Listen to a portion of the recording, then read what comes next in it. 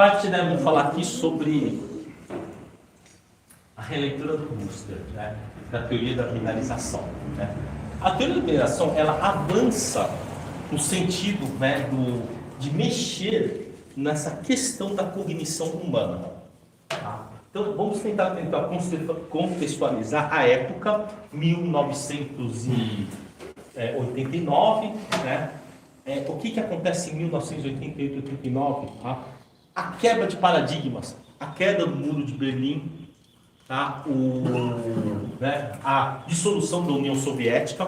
Na verdade, em 1988, 89, nós temos o quê? Nós temos aí a perestroika, né? A reabertura promovida por Mikhail Gorbachev, e também temos a glasnost, né? Que é a transparência, né? Também promovido então pelo no caso do presidente soviético, o Gorbachev. Tá? Bom, isso aí muda bastante, né? Mas naquela época, o que nós podemos dizer é o seguinte: a grande parte do mundo estava muito preocupado com o quê? Com o que achava ser justo, ser certo, criar um padrão, tá? Inclusive o euro é dessa época, né? Os projetos do euro é dessa época. Então, o conceito de padronização no Ocidente é muito importante, a padronização. A questão da padronização, isso aqui é um padrão que você tem que seguir. Então, essa busca da padronização, o chamado preço justo, valor justo, é um negócio muito complicado, porque ele pode valer para uma pessoa e pode não valer para outra. Tá? Então, nós temos o quê? Nós temos sempre modelos que tentam achar o preço justo. Tá? Mas o que é o preço justo? O preço justo talvez seja a coisa mais injusta que tem, quando você tem que buscar ele. Quando você buscar ele, você pode... É muito complicado, porque o preço justo é algo que não depende de você, depende do mercado. Né?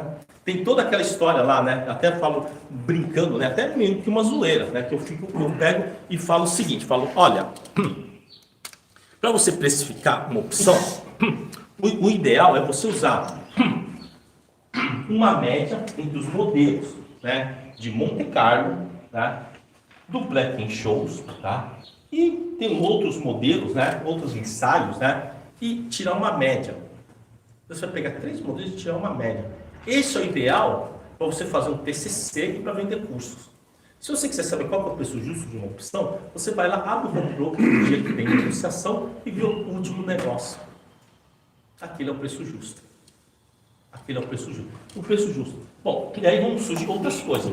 Mas isso, por exemplo, aí vai ter sempre aquele exemplo. Mas tem uma opção que está 2 meses sem negócio. Aí está a dica.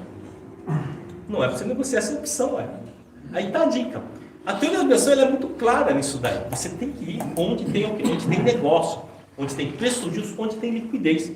Aliás, tem uma frase que eu atribuo ao Gil Ari Bechat, não sei se é dele essa frase, mas pelo menos eu escutei que era dele, que ele fala assim: o melhor jogo nas opções são as do jogo, quer dizer, é aquela que tem liquidez. Onde não tem liquidez, a gente não inicia nem a conversa. Eu já vi muita gente gastar grana em estudos, né, que não levaram a nada. Aliás, isso parece que é uma característica das startups, né? 90% das startups não vão funcionar, porque criam produtos que não existem, criam expectativas que não existem, ou então que são inexequíveis, que dependem de uma condição muito específica de mercado para ser executado. E muitos deles se distorcem completamente do próprio conceito principal dele, que é o quê? A escalabilidade. Se quisermos olhar as operações como uma startup, acho que o primeiro princípio da startup é o seguinte: escalabilidade sem custo significativo. Eu acho que é isso. Ou seja, se você vendeu para 1.000 pessoas, a pessoa 1.001 que vai comprar, você não tem um custo relevante para produzir o próximo produto. Ou seja, custo marginal quase zero. Isso sim que é um produto que você pode usar numa startup. Agora, quando você fala de trade, nós temos que ter esse mesmo conceito. Quando nós fazemos uma operação, o que nós estamos trocando lá? Risco.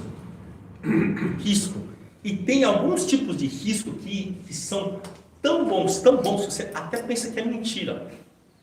Como, por exemplo, você vender um straddle, tá, da BOVA 11. Você vende o straddle da BOVA 11 da série J, que é 1 mês e meio para frente, nós temos aqui, recebe mais ou menos R$ 6. Qual que é a chance? Vamos supor que você vendeu o spread do 114. Você só perde acima do 110, 120 e abaixo do 108. Qual que é a chance de estar entre 108 e 120 nesse mês? É muito alto. Qual que é a chance de fugir disso? Bom, depende. Se você não está no trade, a chance é quase zero. Se você está no trade, a chance já aumenta, né? É só você pegar as suas bordas no universo que o seu risco já aumenta. Tá? Bom, então vamos tentar reler o que é um booster. Então, quando você tem um booster nos livros, ele tem um erro, uma inadequação de interpretação, que é o seguinte. Vamos deixar bem claro o que é uma estratégia, o que é uma ferramenta vinculada. Tá certo? Uma ferramenta vinculada. Na estratégia, tá? O que é uma estratégia? É qualquer operação que você tenta reduzir o risco, vai? Reduzir o risco, então você quer obter um ganho, tá? Então, estratégia é uma coisa assim, borboleta, trava de alta, venda coberta, tudo isso é estratégia. Agora, ferramenta vinculada, tá certo? Ferramenta integrada é aquela que você pode colocar junto na operação para melhorar o seu potencial. Tá? Então, vamos lá. Ferramenta integrada. Ferramenta integrada, tá? Então, você coloca até uma operação estruturada, tá? Para melhorar. É uma operação estruturada para melhorar, para potencializar o ganho. Tá? Isso é uma ferramenta integrada. Tá? Operação estruturada, né? Para potencializar o ganho. Ou reduzir o risco, tá? Ou reduzir o risco. Potencializar o ganho ou reduzir o risco é praticamente a mesma coisa. Agora, o que é uma ferramenta vinculada? É também a mesma coisa, tá certo? Só que é uma operação estruturada que é para potencializar o ganho, né, para potencializar o ganho, tá certo? Mantendo, ou seja, né, você tem uma exigência de manutenção, né, mantendo uma operação principal. Uma operação principal. Então vamos lá. Então acho que essa é a grande discussão sobre o que é um booster. Tem muita gente que faz a seguinte pergunta, principalmente quem é marinho de primeira viagem. Mas o booster é uma estratégia. Eu ganho numa faixa de preço, sim. Mas se ultrapassar aquela faixa de preço, você quebra. Aliás, eu já contei isso. Eu sei que vocês não gostam de ouvir essa verdade, mas eu tenho que dizer, eu nunca escondi a verdade sobre como que eu transformei $10.000 em $1 milhão. Através de uma operação altamente arriscada e que eu tive muita sorte de não ter quebrado e ficar devendo dinheiro até a minha quinta encarnação. Tá? Então, para vocês terem uma ideia, a operação era bem simples. Eu comprava uma opção do 36 da Telemar e vendia duas da 38. Se você pegar a Telemar lá no passado, você vai ver que entre 32 e 37,20 ficou uns 5, 6 anos nessa faixa aí. Então o que eu fazia? Comprava uma da, um exemplo, comprava uma da 36 e vendia duas da 38. Tá? Eu vou deixar aqui no rascunho, tá? Comprava uma da 36 e vendia duas da 38. Como o Telemar ficava entre 30 e 50 e 37 e 20, não saía disso, isso não ia dar calor. Eu só ia me lascar se passasse dos 40. E durante todo o período que eu fiquei operando, não passou dos 40. Então o que eu fazia? Eu comprava uma opção aqui, vendia duas aqui no 0 a 0. Passava alguns dias, já valia 5, 6 centavos e ia melhorando. Eu só fazia isso. Mas eu tinha um ponto de stop. Se chegasse nos 36 e 50, eu estopava. Eu estopava. Então eu ficava frio, ele ficava lá 32, 33, 31, ficava lá rodando. E aí, num dado momento, né, ele chegou a 36 e pouco, saiu da posição. Agora eu vou contar, né, o lote que era. Em geral era 100 quilos, junto a 200 quilos. Na época, mais ou menos no final de 2004, tá, eu já tinha transformado lá os meus 20 mil reais que eu tinha colocado em mais ou menos uns 180, 200 mil. Mas eu tinha de CDB lá 150 mil. Vamos só ver qual que é a alavancagem disso? Estou comprado 100 quilos e vendido em 100, em 200. Então estou vendido em 100 quilos, não é isso? Quanto que dá isso? Vezes 36, dá quanto? 3,6 milhões, certo? Então olha o nível da alavancagem que era. Foi uma completa falta de noção, de irresponsabilidade, tudo que você pode chamar de atributos ruins para um trader. Só que deu certo. Essa que é a grande porcaria. A grande porcaria é que deu certo. Quando eu parei de operar em 2008, graças a Deus eu parei de operar, sob espontânea pressão, sob ameaças, graças a Deus. Porque se eu tivesse... Naquela época eu não iria quebrar porque eu não estava mais alavancado desse jeito assim. Mas tinha outro tipo de alavancagem em termos de Vega. Se eu não tivesse quebrado, se eu tivesse continuado a operar, em julho de 2009, eu quebraria com talvez uns 30%, 40% do meu patrimônio. E em janeiro de 2010, provavelmente eu quebraria com tudo e sairia devendo pelo lote que eu operava, talvez saísse devendo 2, 3 milhões para o mercado. Muito provavelmente. Então, a sorte é também um elemento fundamental para as pessoas que conseguem fazer isso. E eu falo o seguinte, assim, e hoje dá para fazer isso? Não, não dá. Hoje não dá, hoje tem outros instrumentos. Mas a história que eu conto é o seguinte, que eu tive muita sorte. Porque se naquele momento anunciasse algum tipo de fusão da Telemar com alguma outra empresa de telefonia, provavelmente não daria tempo de estopar e eu me quebraria. Eu me quebraria. Com certeza eu me quebraria.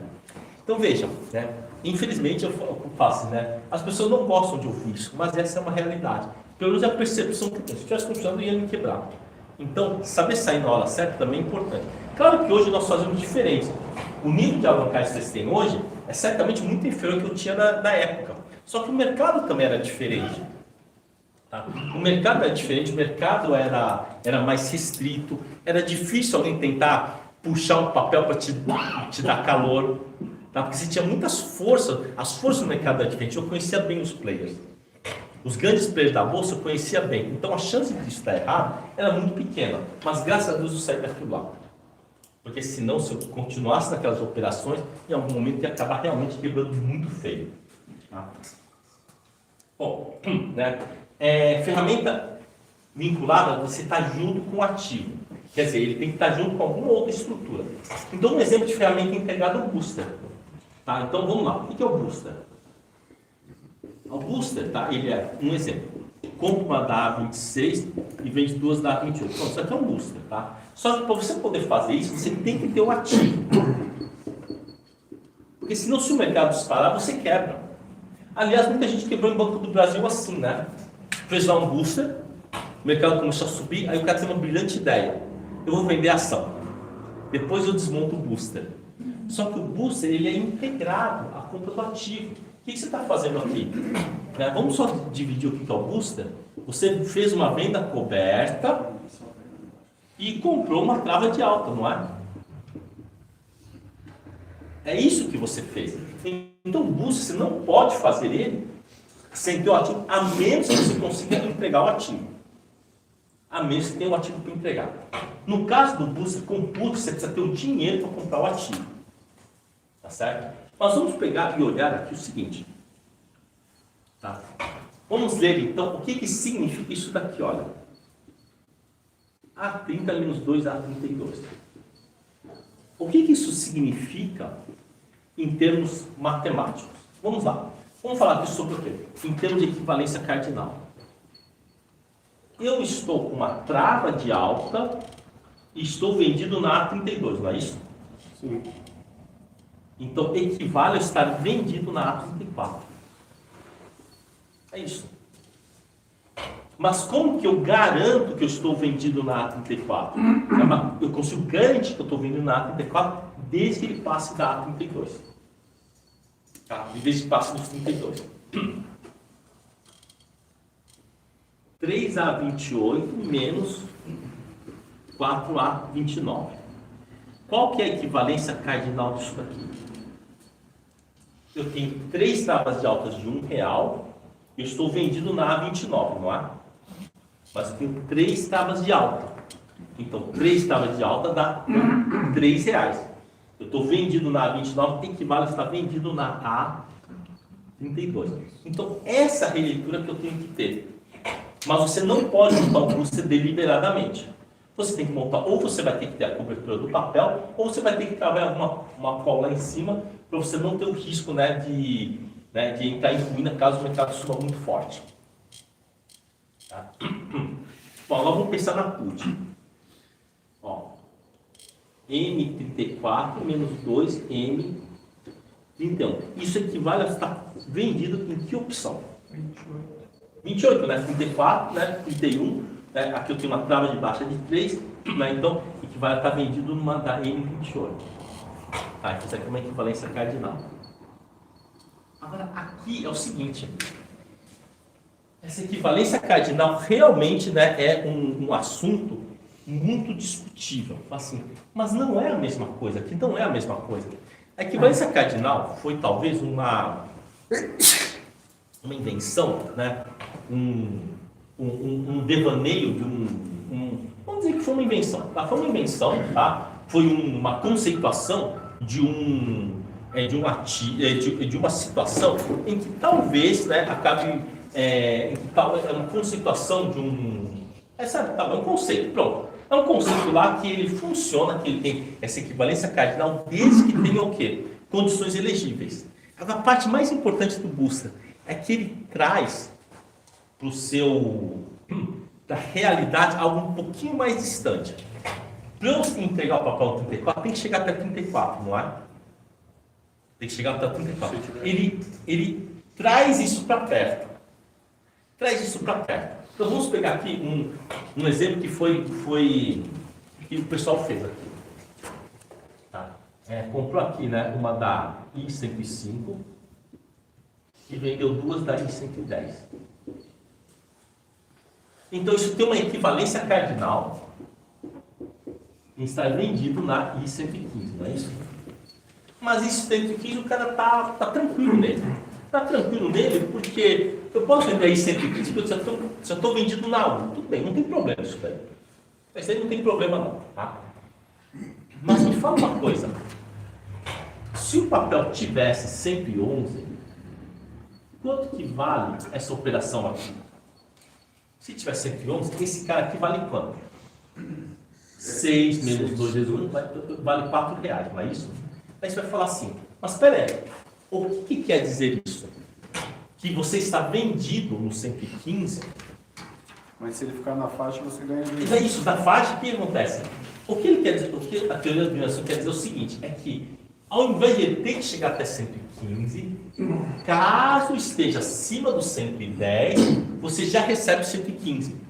Mas como está 111, você vai receber 111 no seu ativo e vai ganhar R$4 no seu derivativo. Tá? Vamos fazer ele melhor, tá? Eu tenho a bomba 11, tá? Que está custando um determinado valor lá. E eu faço a seguinte operação.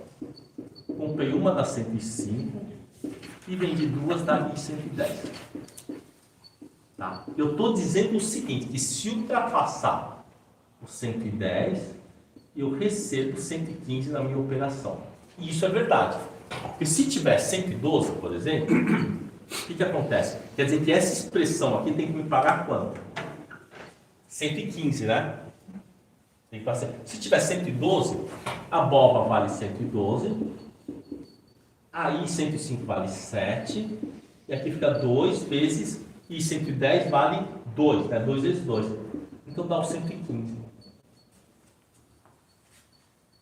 Tá? Então, quando você fala de um booster, relendo ele sobre a ótica da teoria da utilização, quer dizer que, quando você escreve isso na teoria da habilidade, quer dizer que você vai entregar no 34, desde que ele esteja acima dos 32. Acho que talvez nesse momento, a gente começa a pensar para algumas operações de zero cost call, que faz muito sentido. Então, vamos pegar um exemplo que aconteceu no vencimento lá. Tinha gente vendido, tá? Então, né? Vou colocar aqui posição inicial. Né? Tinha gente vendido na M35. O ativo estava 29,50 na Petrobras. Aí foi proposto fazer o seguinte: comprar uma da A28 e vender duas da A30. Não chegou a fazer cobertura porque existia aquela, vamos dizer, aquela crença, né, de que não ia passar dos 35. Então o cara pegou e fez isso daí. E vendeu, né, e estava vendido numa da M35. Então fez essa operação aqui, até recebeu um pouco. Se eu não me engano, recebeu em torno de uns 30 centavos. Podia muito bem comprar uma da A35 para cobrir, mas não comprou. E aí o que aconteceu com o mercado? O mercado foi embora, começou a subir e depois ele terminou o mercado no vencimento na faixa de R$31. Então vamos lá. A28 menos 2A30 equivale a estar vendido na A32, não é? Equivale a você entregar o papel no 32. E vender, está vendido nisso, equivale a você estar comprando o papel no 35. Você está vendido nele. Se você vendeu no 32 e comprou no 35, você vai pagar R$3 a saída. Que é exatamente o que aconteceu. Tá? O 31 aqui vai ficar 2 vezes 3, o 28 vai valer R$3, vai ficar 3 menos 2 vezes 1, menos, né? E essa A35 valia R$4. Então acabou pagando R$3 numa operação. Aí você vai falar assim, não melhorou muito, porque essa M35 está valendo 4, eu tenho que pagar 3 do mesmo jeito. Mas aí que está a questão. Na hora que você tomar a decisão, está 25,5. 29,5. Quer dizer, se eu fosse bancar, estava uns 5,30, mas não precisa zerar ele. Você deu uma garantia de que você vai pagar acima lá dos 30 e abaixo dos 35, você se garantiu que você vai pagar R$3 nessa saída. E na BOV 11 é a mesma coisa. Quem, por exemplo, estava com algum problema, tipo, cara, eu estou vendido na 120, cara, que porcaria. E se o mercado ficar aqui perto de 110, eu vou ter que pagar para rolar. Não precisa. Você monta um booster que você está entregando no 115. E você está vendido no 120 sem problema nenhum. Você vai ter que pagar 5 na saída. Se levar até uns 2, 3 dias antes do vencimento, vai pagar uns 5,20, 5,30, tá? E aí é bem tranquilo. Tá? Então o booster serve para isso. Essa é a funcionalidade do booster, para trazer para um valor, assim, vamos dizer, mais próximo à sua realidade ATM. Tá? E você não precisa chegar aqui no 115, para você entregar no 115, basta que esteja acima do 110. E é daí que começa a surgir o conceito dos módulos. O conceito dos módulos. Módulo B1, B2, B3, né, que é o tema, né, do próximo bloco. Mas só já para adiantar, né? O conceito de módulo na teoria da binarização, ele é diferente do conceito de módulo da teoria modular. O módulo da teoria modular, ele é um módulo fechado. Na teoria da binarização são só trades, não é trades soltos, mas eles são trades que eles não têm, né, defesa, né? Se você fizer um booster, por exemplo, se você não tiver cobertura, você não tem defesa se o mercado subir indefinidamente. Mas acontece o seguinte, a teoria da binarização ela é muito clara nisso daí. Ela fala assim, olha, funciona para índice, funciona para países mais ou menos o quê? Estáveis.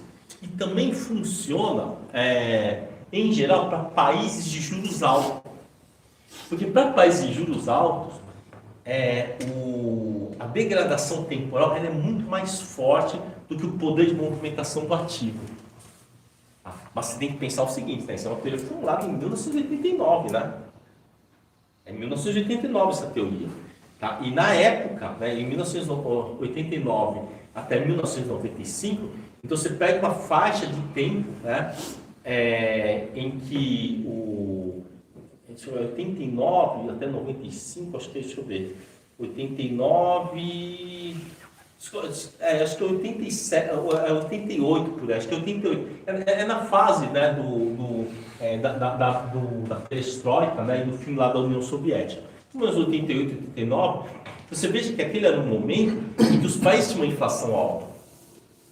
A realidade dos países tinha uma inflação alta. Vocês terem uma ideia, né? Os juros americanos, a prime rate, que era o juros de referência para as empresas que faziam emissão de debêntures, era na faixa de o quê? Uns 14% da prime rate. Hoje, né, fala-se muito sobre a comparação entre a taxa de juros, né, e também o potencial de ganho das ações. Fala-se muito, né, numa época de juros baixos, né? Se pegasse uma época de juros altos que ocorreu lá nos Estados Unidos entre os anos 80 até 95, 96, aquilo é uma covardia. A prime rate lá era coisa em torno de 14, chegou a 17, chegou ainda a 22% anuais. Então a gente tem que tomar muito cuidado, né, com essas comparações. O que importa é daqui para frente o que você vai fazer, né? É o que passou lá atrás, você não sabe se aquilo consegue se repetir. Então, no caso do booster, ele tem o quê? Tem propriedades, vamos dizer assim, de redução de risco, redução de potencial de perda. Então, quando a gente começa a pensar, mas agora eu quero pegar e fazer uma operação, eu quero fazer uma venda seca, não vale muito a pena. Nem venda seca, nem mesmo venda dual. Compensa mais operar booster. Os boosters eles trazem muito mais segurança, muito mais potencial de ganho e uma faixa muito maior de ganho em relação a uma venda seca, por exemplo. Tá? Porque se você for pensar naquela operação lá, vamos pegar aqui, ó, A32, menos A34, por exemplo. Ele tem uma equivalência cardinal, aqui não está vendo a A36. Mas se você fizesse o ativo está 30, por exemplo, você vender esse cara aqui a ordem de centavinho, 10, 15 centavos. É pouquinho, é porcaria. Isso aqui é muito melhor. E se o mercado subir um pouquinho, você já começa a participar do ganho. Então o booster ele vale a pena fazer desse modo. Se você não fizer cobertura, você tem que ter um ponto de stop aqui. Provavelmente perto do 32, isso melhora muito. Isso começa a virar pó, né? Começa a ter aí sua degradação com a passagem do tempo. Mas você só pode montar, né? Ou você faz desse jeito, ou você tem aqui faz uma cobertura, ou você faz uma cobertura, ou você tem um ativo. Ou também você pode vender put também, que aí também funciona. A vender put também funciona. Naquela faixa de preço lá. Bom, supor que você resolva fazer o seguinte: 2 boosters. Você pegar e mexer com 2 boosters, tá? Então vamos lá. Eu vou fazer 2 boosters zero cost call. Tá? Então o ativo está 30. Eu compro aqui uma da A25, vendo 2 da A285. Tá? Compro uma da M35, vendo 2 da M315. Vamos supor que fosse possível fazer esses 2 boosters aqui, zero cost call. Tá? E aí eu vou fazer a seguinte pergunta, assim: será que essa operação ela tem futuro? Será que vale a pena? Então, vamos tentar analisar, tá, qual que é o potencial de ganho dele. Vamos lá. Qual que é a equivalência cardinal aqui? 28,5, então são 3,50 mais 3,50, então dá 32. Então eu estou vendido na E32. E aqui, né, eu estou comprado, né, estou vendido, né, estou vendido aqui na A32, é A32. E nessa outra, o que eu faço? Eu estou vendido, eu sou comprado, né, menos A32, tá? E daqui eu estou comprado aonde? No 28, né? São 3,5 para baixo, né, 28. Então, eu estou vendido numa M28. Então, eu sei de uma coisa, que entre 28,50 e 31,50, né, 28,50 é o seguinte: é a condição elegível para eu estar entregando no 32. E 30,50 para baixo, tá certo? É a condição elegível para eu estar assumindo a compra no 28. Então eu sei que essa operação vale quanto? R$4 na saída. Veja que você fala assim, mas eu não coloquei nenhum dinheiro aí. Sim, mas você colocou risco. Você colocou risco de um lado e risco do outro. Aí a questão é o seguinte, entre ficar lá, qual que é a chance de estar nessa faixa de preço? É razoavelmente grande. 5% para cima e 5% para baixo. E se ele estiver no 32? No 32 não tem problema, eu também ganho grana. Aqui eu começo a ter problema, realmente, acima dos 32 e muito abaixo dos 28. Aí eu começo a ter problema. Mas nessa faixa de preço aqui, ele maximiza bem o ganho. Tá. Agora, se eu já tiver uma operação que está ruim, né? Qualquer booster, tanto de call como de put, dependendo de como se coloca, ele pode melhorar a exposição. Eu citei aquele exemplo lá da Petrobras. Aquela late, a gente vende dados lá no 35. Né? Claro que agora que subiu muito, né? Você pensa assim, poxa, 35 subiu, né? Não teria ficado ruim, né? Não teria. Né? Mas se tivesse ficado parado, ele conseguiria reduzir R$2 da sua posição lá, tá? Bom, os boosters alguns boosters chegam a dar R$3, R$3,50 de diferença de delta e não te paga nada. É questão de você encaixar qual deles que é melhor, tá? Mas tem que olhar sempre para o miolo. O ideal é que o miolo, né, aqui do booster, né, essa segunda parte aqui, ela dê exercício para poder garantir essa condição aqui. Tá?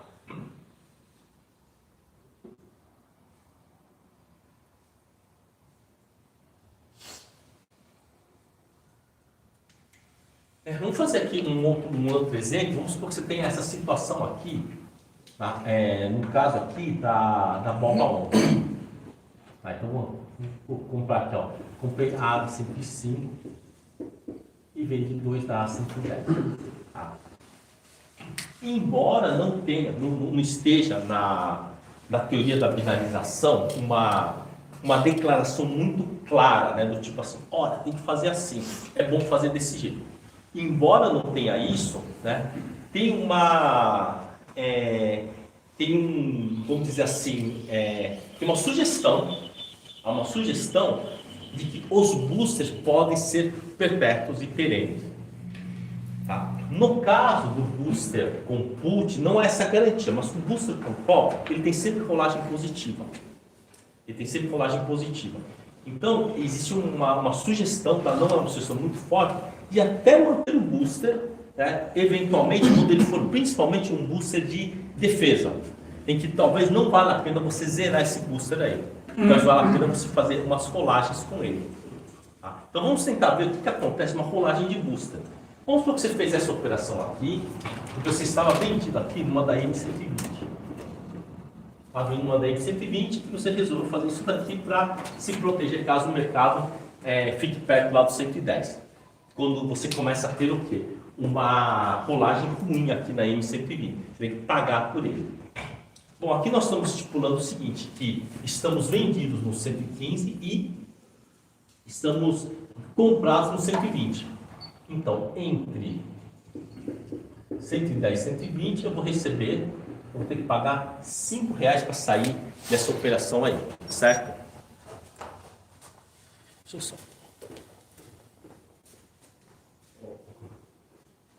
Suzano.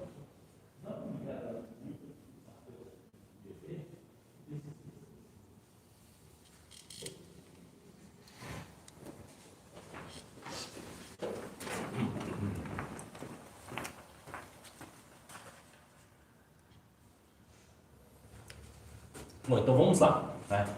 Vamos supor que chegou perto do vencimento e o papel está, por exemplo, 116. 116. Tá? Talvez não valha a pena você zerar esse booster. Primeiro que ele vai estar perdendo dinheiro esse booster. Tinha 116, esse cara aqui vai valer 11, esse aqui vai valer 6. Vai perder, tá? Talvez não valha a pena você zerar ele. Mas você conseguiu seu intuito.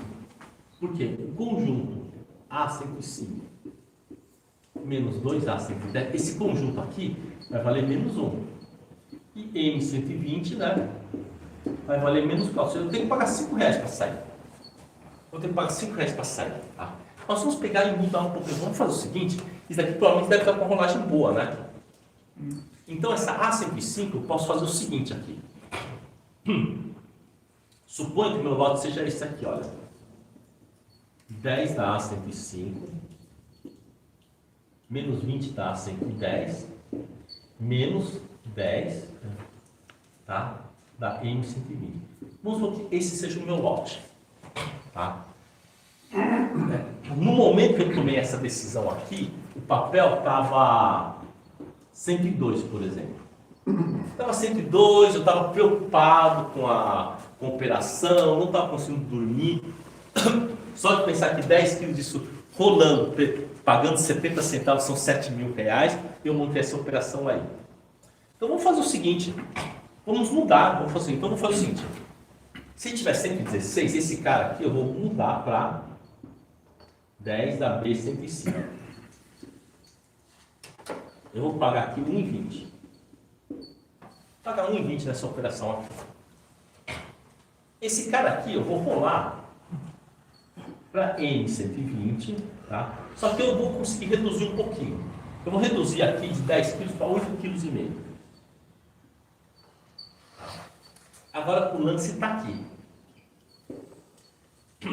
Essa A110, ela vai dar uma rolagem aqui no 106 de mais ou menos R$2. Vou colocar 1,80, vai. Então vamos lá, vamos só fazer a O preço que o senhor está usando como se tivesse era de quanto, professor? 116. 116, desculpa, 116 aqui, tá? 116. Né? Então aqui, daqui vai dar uma rolagem de 1,80, isso aqui de 1,20. 10 vezes 1,20 dá 12.000. 20 vezes 1,80 dá 36.000. 36 menos 12 me sobra R$24.000. Tá? Vamos fazer uma conta mais ou menos tosca, R$24.000. Vamos supor que eu consiga reduzir aqui 3 quilos disso daqui. É muito mais, né? Que 24, isso aqui vai dar mais 6 pilas. Mas aí você vai rolar menos, então eu só zerou 3 quilos. Então eu estou vendido em 17 quilos da A110. Dá B agora, né? Ah, pode ser o B. Opa, B agora. Aqui no B.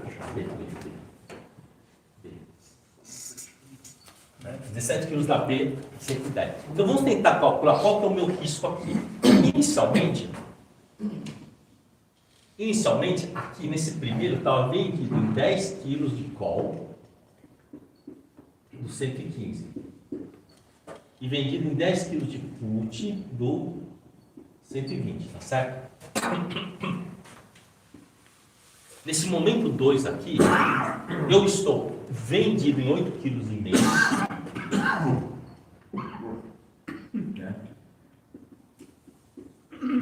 E quanto que eu estou exposto aqui?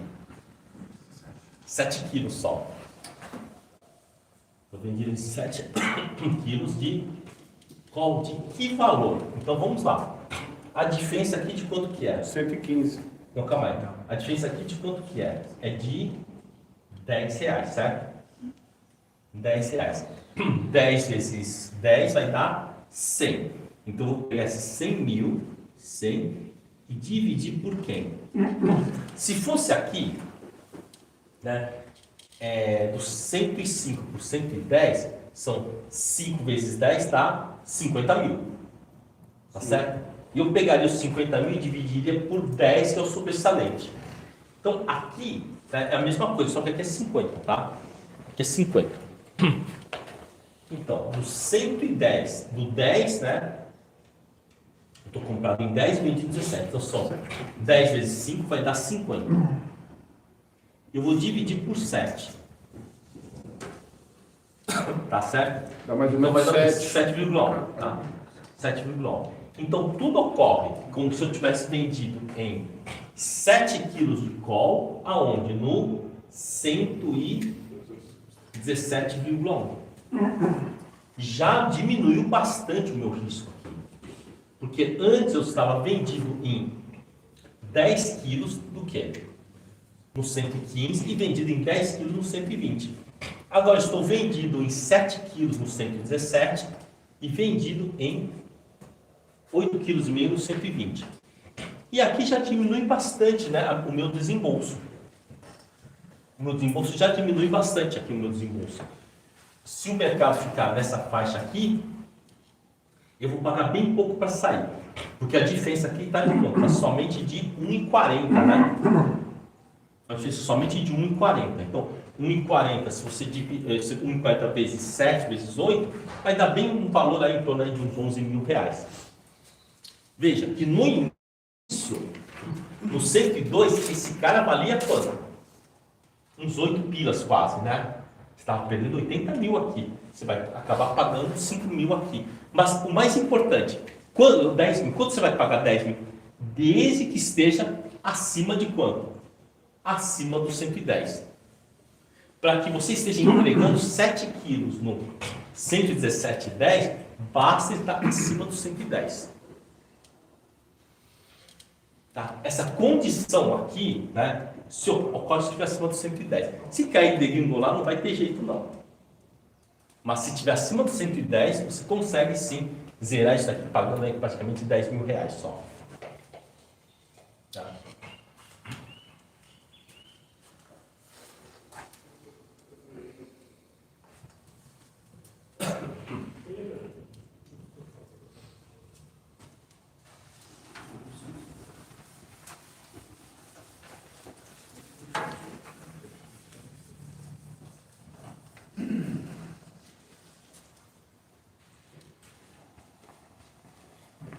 As operações com esse tipo de conceito, eles são bem difíceis, né? Porque até então, quando a gente começa a estudar a teoria da binarização, nós ficamos fascinados com aquela chave que vira. Fala assim, pô, se eu estou vendido em call, só vendo uma put junto, né? Poxa, é muito simples, essa chave é fácil, mas essa já é bem mais difícil, porque você tem que ter o conceito de assunção. Tem um conceito de assunção. Tá? Aqui você podia pensar o seguinte, e se eu vender, por exemplo, ao invés de fazer isso, eu vender somente a call 105? Você até pode vender, só que você vai receber um pouquinho só. Então, porque quando você vai tomar essa decisão, o papel está barato, né? Quando que você resolve vender a call? Geralmente quando sua put está te machucando, você está preocupado. Então, entre vender uma call ou fazer um booster, é melhor fazer um booster. Teve gente que até fez outro booster. Comprado uma do 110 e vendido em duas da 114. E aí viu o que aconteceu com esse booster? Começou a dar lucro também. Né? Que a 104 acabou se desgastando bastante.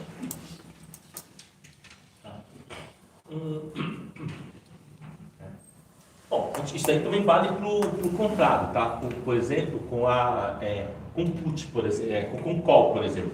Quem estava, por exemplo, vendido em 10 quilos, por exemplo, da I110, tá? O papel está 100 naquele momento estava 115.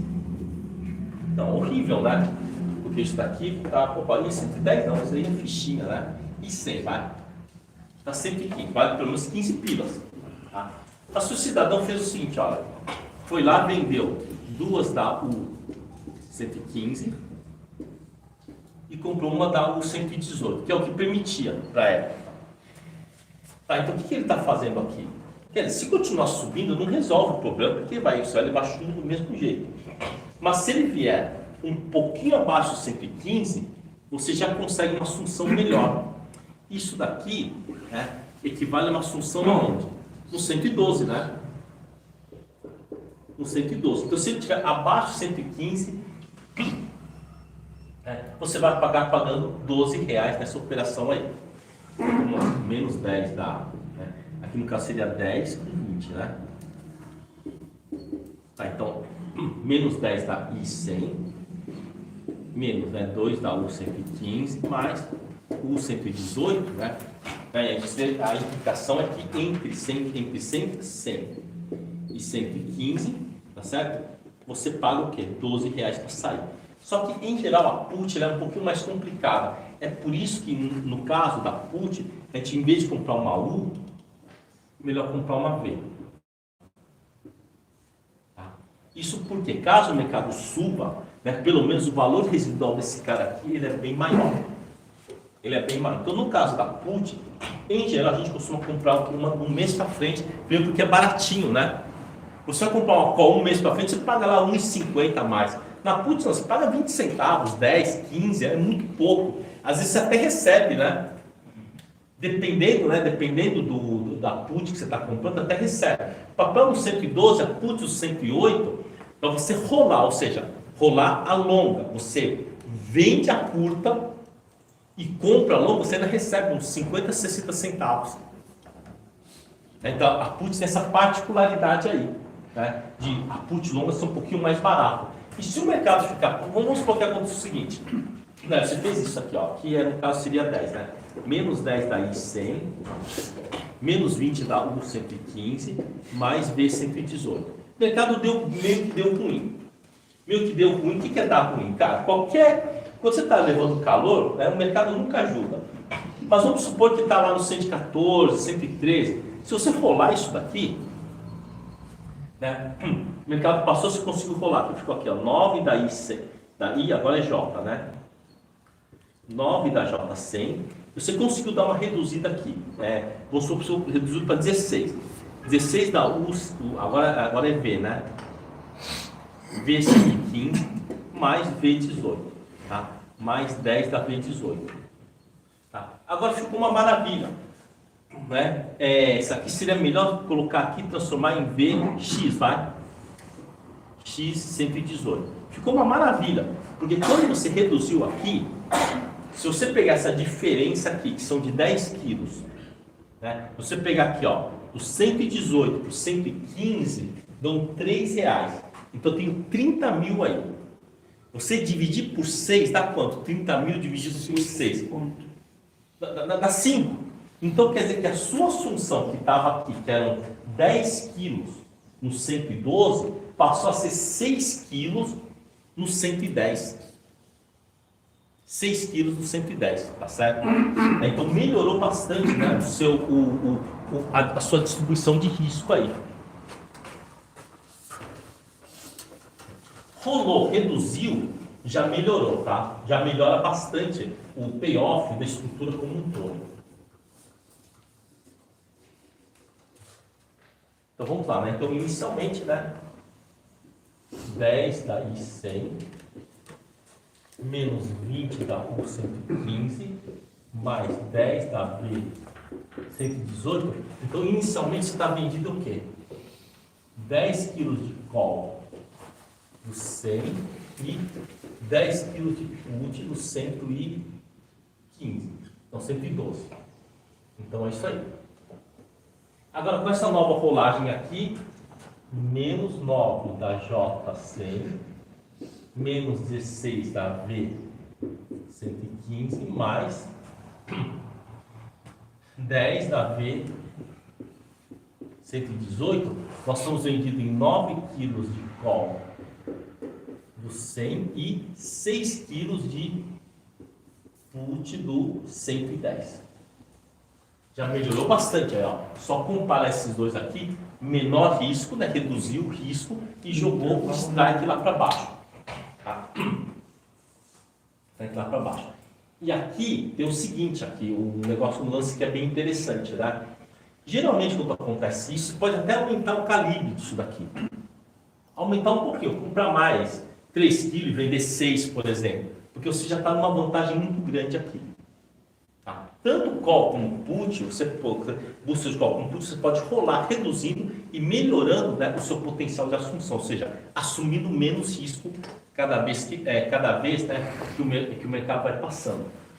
E aí acontece o seguinte, sempre que você tem, né, veja como que é importante, né, o processo de cognição, tá? O que acontece com a nossa cognição? Você não tem livros aqui no Brasil, livros traduzidos, que falam sobre o quê? Como que é a arquitetura da mente, a formação do pensamento humano. Uma grande parte, acho que o que quebra a criatividade do ser humano é justamente o quê? Quando as pessoas que falam as coisas, que deveriam promover o raciocínio, te dão uma solução definitiva para uma coisa. É a pior coisa. Eu costumo falar que solução definitiva, assim, muitas vezes, ela é muito praticada. Isso é ruim, tá? Vou pegar um exemplo aqui que aconteceu comigo.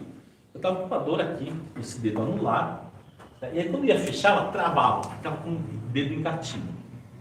Bom, aí o que acontece? Você vai lá e toma um analgésico, desinflama. Aí toma, só que você termina de tomar o analgésico depois de 10 dias, aí depois você fica bom, tá? Toma um corticoide e fica bom. Aí depois de um tempo, uma semana depois, você começa a acordar de manhã doendo. Mais analgésico. Isso não resolve. O analgésico, ele é muito bom, mas ele às vezes também é um flagelo, porque você se acostuma com ele. E existem casos, né, na história da medicina, principalmente tem vários escritores de livros que falam que ficaram viciados no analgésico, por exemplo. Tá? Tem vários, né, tem até vários livros, né, que falam sobre isso daí. Então, quando você tem uma solução definitiva, que não deveria ser definitiva, você acaba não desenvolvendo mais aquela parte que é mais importante do ser humano, que é o quê? A flexibilidade, a plasticidade da sua mente. Então, a mente tem que ser bem plástica. Então, é importante você estudar várias estratégias, tentar entender o que essa estratégia quis dizer. Quando, né? De quem que veio aquela frase? De quem tem margem não paga a conta? De onde vem essa frase? Só que essa frase a gente não sabe de onde veio, porque eu vi isso em vários lugares, em todas as mesas de debatidos que eu trabalhei, eu ouvi essa frase aí. Quando eu trabalhei pelo petróleo, era fácil de ouvir essa frase, porque o cara tem petróleo lá no subsolo e não está nem aí. Só que quando eu trabalhei operando prata, é diferente. O player de prata era muito menor do que o player de petróleo. Embora seja no mercado de prata, ele era grande. Mas em termos de grana, não dava para comparar. Eu trava para os preços do petróleo e o preço da prata. Embora fossem riquíssimos os dois. E eu ouvi lá o Sr. Sanches, que era o meu chefe, né? Era uma empresa mexicana, assim, quem tem margem não paga conta. Né? De onde vem isso? Provavelmente o quê? Da própria experiência dos operadores. Que quando você tem margem, pode ficar rolando, você em geral você não paga a conta. Aqui nós vimos uma redução muito absurda, o quê? De desembolso. Aqui, se for pensar, é 120 mil. 10 quilos vezes 12. Aqui são o quê? Teoricamente, se vier perto de 100, o que eu tenho aqui? 6 quilos vezes 10, é 60 mil já. É a metade. Se tirar uma média aqui, ó, vamos supor que bate o 100, se bateu 100, eu pago 60 mil. Se bateu 110, ficar no 110, eu pago 90 mil. A média é 75 mil aí. De 120 para 75, é uma diminuição muito brutal. Tá? Então, operar, né, trabalhar com isso daí, é realmente fundamental ter essa compreensão. Mas como eu vinha falando da questão da cognição. Então, quer dizer, nós vimos que essa dualidade em que você tem um booster com um cara vendido, ele pode ser o que? Pode ser resolvido. Aí vem a seguinte pergunta, então peraí. E se na hora eu fui lá, montei um booster. Eu tenho um cidadão lá que montou lá aquele booster que eu falei. Montou uma da B120, 10 kg da B120 e vendeu 20 kg da U115. Começou a ficar desconfortável. Tá? Então, beleza. Começou a ficar desconfortável, o que ele fez? Ele pegou, vendeu aqui 2 kg de I110 e comprou 4 kg de U115. Então ficou assim, 10 da B120, menos 16 da U115, menos 2 da I110. Agora isso daqui a gente tem que olhar o seguinte, falar, cara, está explorando o conceito de dual aqui. Onde que é a função aqui? 10 de 120 para 115 são 50 reais. Se eu pegar 50 quilos e dividir por 6 dá 8,33, não é isso? Dá 8,33. Só que aqui tem o seguinte, então, essa estrutura aqui, equivale a estar o quê? Vendido, né, em 6 quilos de coal a, 115 menos 8,33, então vai dar 106, né, 106,67. 106,67. 106,7. Eu estou vendido em 2 quilos de I110. Tá certo? Espera aí. se eu estou, né, vendido em... Opa, aqui não é call, né? Aqui é put, tá? Então, se eu estou comprando, estou vendendo 6 kg de put, eu estou vendido em 2 kg de call do 110. Olha, gente, isso daqui pode ficar positivo. Pode ficar altamente positivo. É só a gente fazer a seguinte conta. Se tiver, por exemplo, no 112, quanto vai valer o resultado aqui? 112 aqui vai ficar 8, 80 menos. 112, 16 vezes 3 dá 48, menos 2 vezes 2 dá 4. Ou seja, pode dar o quê? R$28. 28 mil positivo ainda. Então, faça isso aqui, que às vezes aqui foi o quê? Uma operação recombinante, uma operação que o cara estava se sentindo mal e resolveu fazer isso daqui. Por que a gente já não monta desse jeito? Então vamos lá, você fala assim, tá bom, eu quero fazer um booster reverso. Beleza, faz um híbrido. O que você quer fazer? Eu quero comprar 10 da V120 e vender 20 da 115, por exemplo. Cara, como que é? Já encurta o espaço. Quanto que está o papel? Ah, está R$114, por exemplo. Beleza, eu já compro 10 da V120. Em vez de vender 20, posso vender só 18. 18 dá 115. E vender 2 daí 115. Eu já melhorei bastante o quê? O meu payoff aqui. Tá? Isso aqui é um exemplo, tá? A gente vai ver vários exemplos disso aqui. Então a gente vai começar a olhar esse tipo de operação. Em que você tem o quê? Você tem uma operação em que você compõe call, compõe put para reduzir o quê? Reduzir a exposição lá para baixo. Aí você pode pensar o seguinte, pô, mas se daqui subir um pouquinho é uma maravilha. Eu estou vendido em 2 kg da 115 e comprado em 10 kg da V120. Estou comprado em 10 kg e estou vendido em 2. Daí já começa a vir o quê? Os delírios do pessoal de querer jumbar, já que você reduzir. Mas peraí, se o cara pegar e fizer aqui com 16 mais ou menos, o seu risco joga lá para baixo, né? Aí pronto, aí o pessoal já vai começar a querer jumbar, né? Em vez de se assumir lá no 110, se assumir no 106.7 é muito confortável, né? Então, quando a gente começar a avançar um pouquinho mais, né, a gente vai ter que começar a olhar essas estruturas que são híbridas e que têm um potencial de ganho muito maior do que aquela que já é existente. Tá certo? Então é isso aí, tá? Tem que continuar os estudos aí. Continuar os estudos e aperfeiçoando o modo de operar. E quando você for avançando um pouquinho mais, você vai ver que esse modo de operar, você começa a ter um avanço cada vez mais significativo na compreensão, né, de como que o mercado troca os prêmios. Porque nós estamos trocando prêmio de seguro. Aqui você já começa aplicando um conceito de dual, que logo de saída. Agora, isso daqui, se você fizer 16 com 4 e subir um pouquinho, ou para 4, 5 dias, você já tem um ganho significativo aí. Já tem um ganho significativo. E futuramente a gente vai ter que evoluir isso por quê? Para o gradiente binário, que aí toda hora cada vez que o mercado sobe ou cai em cima de um pivô, você já reduz o seu risco e aumenta o seu potencial de ganho. Tá? Então é isso aí. Vamos almoçar, a gente já volta aí.